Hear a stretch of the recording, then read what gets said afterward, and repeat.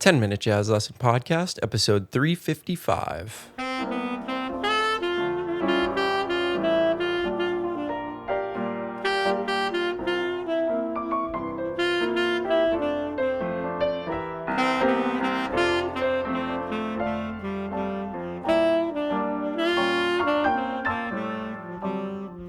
Hey everybody, welcome back to episode 355 of the 10-Minute Jazz Lesson Podcast. So happy you're here, and we are going to continue to talk about getting started with some odd time signatures with some brand new exercises today that I think are really going to start to wrap your head around a non-even amount of beats in a measure. So we'll just kind of continue down this path, and hopefully you'll come out on the other end with a little more comfortability and maybe approaching some of these odd time signatures.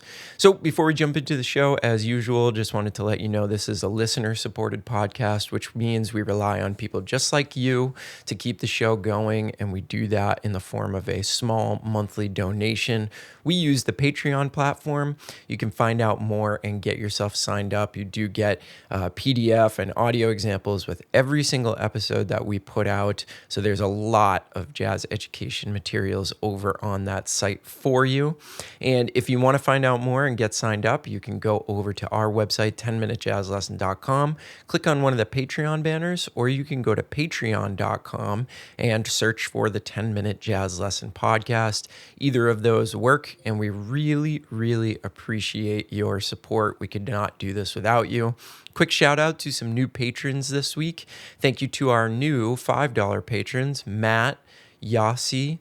Thank you to Simone for editing your pledge from $3 up to $5. And thank you to our new $3 patron, Michael. Welcome aboard. Hope you're finding all of those materials useful. And of course, to the over 350 people we have over there supporting the show, thank you. We could not do this without you. So if you want to become part of the 10-Minute Jazz Lesson family, go over to 10minutejazzlesson.com, click on one of the Patreon banners, or go to patreon.com and search for 10-Minute Jazz Lesson Podcast. Thanks, everybody. All right, let's dive into today's episode. So last week, we actually talked about something that seems a little bit counterintuitive, which is practicing different groupings in 4/4. And hopefully you got something out of that. Hopefully that maybe caused you to approach 4/4 from a little bit of a different frame of mind, a little bit of a different frame of reference. And today we're going to actually dive into some odd time signatures. We're going to dive into the two most common, in my mind, which are 5/4 and 7/4. And I think if we can do a few things in 5/4 and 7/4, then when we start to getting to things like 9 and 11 and maybe even 13 at some point, we'll at least have a frame of reference and we'll start to understand what it sounds and feels like to have a non-even amount of quarter notes in a measure or eighth notes in a measure. So these are going to be really simple exercises, and what they are designed to do is just wrap your ears and your brain around an odd number of beats in a measure. So they're really simple exercises, and they're designed that way. We don't want to just dive right into the deep end and do something that's completely unfamiliar for us and completely mind-bending, and that will just kind of like turn us off from starting to approach some of these concepts in our playing. And I think that's the worst thing that we can do, is start with something that's too difficult and somehow convince ourselves, you know what, I'll just never be able to do this, so why even bother? I think that's obviously the worst result we can imagine with any concept in jazz. So we like to build that foundation of skills, the bottom of the pyramid, and then as we move up and we do more specialized skills and more difficult things, we have a really, really great base to work from. So that's our goal for today, is literally just to turn on the metronome and get our minds and our ears wrapped around playing something that doesn't have an even number of beats. So grab your PDF for this week and let's dive right in. So if we look at the first example on the sheet, what we're dealing with is 5/4. And what we're going to do is we're going to do a really, really simple exercise that is taking a major scale and playing in 5-note patterns up that major scale. So let me explain a little bit further. So I think one of the first things that a lot of us do once we learn, let's say, our major scales, is we think about playing them in groupings so that we're not just playing them up and down all the time. So a very, very common pattern that I give to a lot of my students, and I hear a lot of people practicing, is to take the scale, play up 4 notes, then start on the next note of the scale and play up 4 notes again.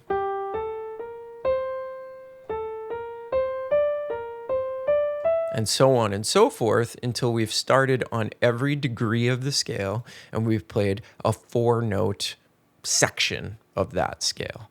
So what if we just took that same concept, but we did it in 5-note groupings instead of 4? So you're going to notice the first example is in 5/4, and we're just going to play 5-note, quarter-note patterns that start on each degree of the scale. So if we go up the scale and I'm in concert F, if I just go up 5 notes, and then I start on the next degree of the scale, and then the next, and so on and so forth, up the scale.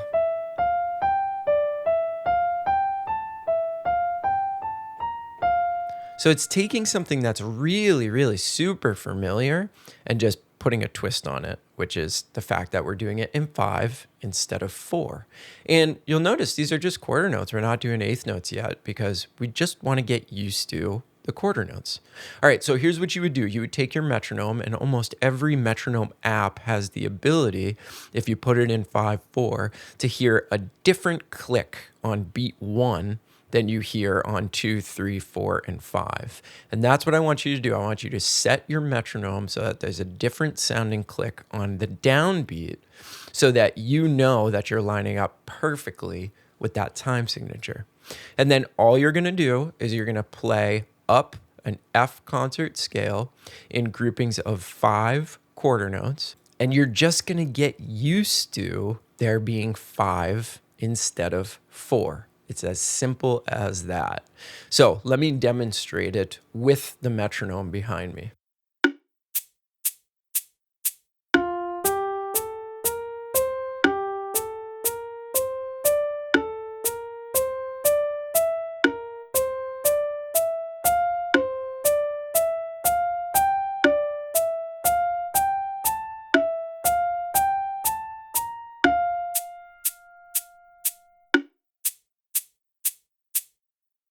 So that's it. That's it. All we want to do is play those quarter notes and just get used to the downbeat being every 5 beats instead of every 4 beats. And again, what am I doing here? This is actually really, really important. What we want to do is we want to take something familiar, like playing a major scale in these 4-note groupings, and we want to tweak it just slightly, ever so slightly, tweaking that sound by adding 1 extra beat in this case.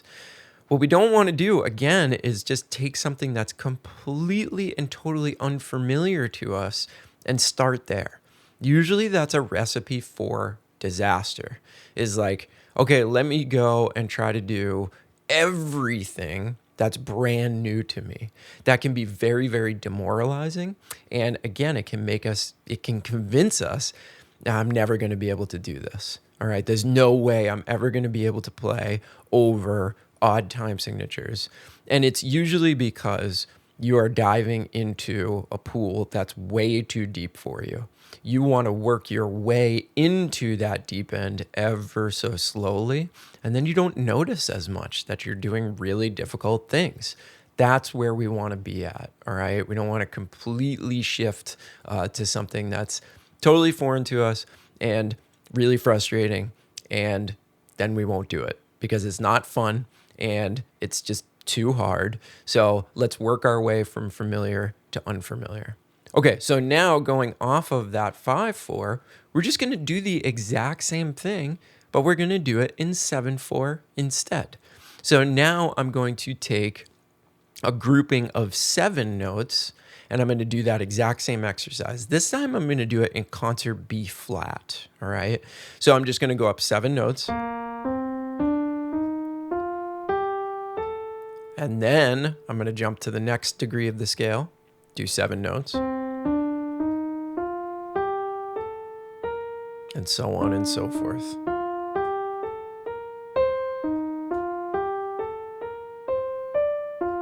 All the way until I get back up to the root. All right.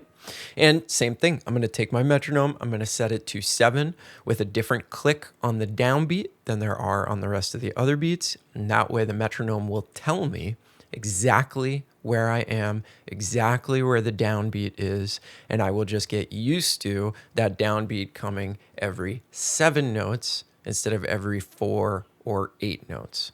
So this is example number 2 on your PDF for this week. Let's check out what this one sounds like with the metronome.